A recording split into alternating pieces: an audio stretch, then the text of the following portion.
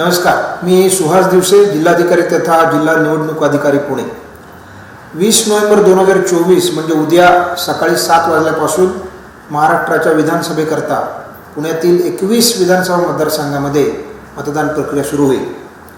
जवळजवळ 8400 पेक्षा जास्त मतदान केंद्रांवर ही मतदान पूर्ण करण्यासाठी आमची यंत्रणा पूर्णपणे सुसज्ज आहे, तयार आहे।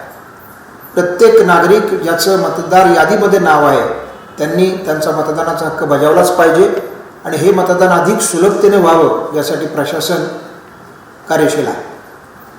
पुणे जिल्हा विद्येचं महार्गेर आहे। पुण्यामध्ये मोठ्या प्रमाणावर कारखाने, IT कंपन्या, अनेक आस्थापना असल्यामुळं मोठ्या प्रमाणावर त्या ठिकाणी अधिकारी आणि कर्मचारी काम करतात। या सर्वांना त्यांचा मतदानाचा हक्क बजावता यावा म्हणून 24 ऑक्टोबर 2024 रोजी शासनाने विशेष आदेशाद्वये सर्वांना 20 नोव्हेंबर 2024 रोजी सुट्टी जाहीर केलेली आहे।